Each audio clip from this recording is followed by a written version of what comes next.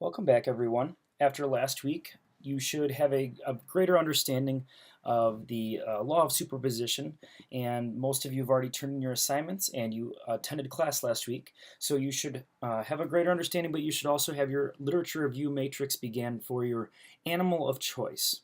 This week, we're going to go deeper into learning about habitats and ecosystems, and what we are going to start out with is a great series which was made by the BBC, and it's called the Planet Earth series. You're going to be logging into Discovery Education, and remember for that you're going to use your school username and password, and after that you are going to select one of the videos. That's going to be on the next slide, so I'll refer to that and then I'll head back.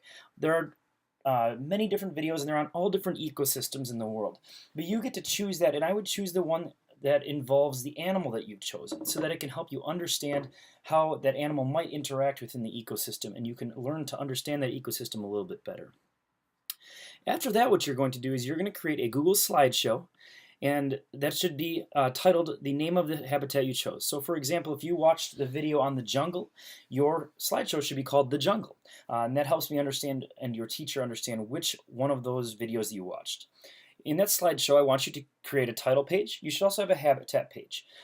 In that habitat page, make sure you explain what the habitat looks like and where it's located, and that can be worldwide, or if you want to be more specific to in the US, that's fine. Not all habitats will be located everywhere in the world, so be aware of that.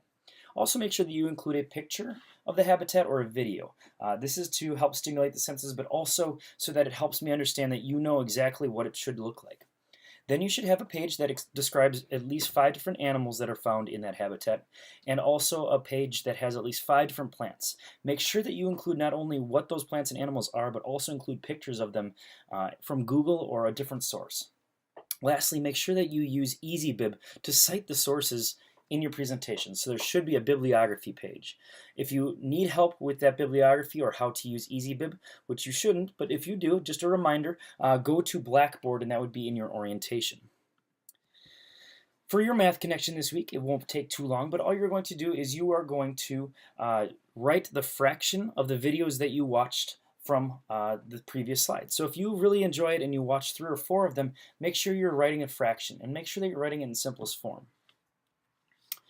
For your writing connection for this week, again, you're going to continue research on your animal. And this week what I want you to do is use Discovery Education. I want you to find a video or article that'll teach you about your animal. Make sure that you fill out all the new information on your literature review matrix that most of you have done an outstanding job starting last week.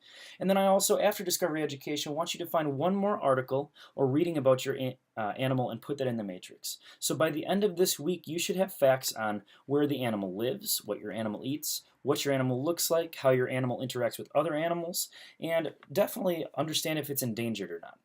Remember, and I'm just going to reference this, if you haven't started your matrix yet, make sure you go back to week 1 and begin your matrix, and it should look something like this. For those of you that were with us the first unit, you created a literature review matrix on the Aurora Borealis, so this shouldn't be too hard for you. If you haven't, make sure that you read the directions fully.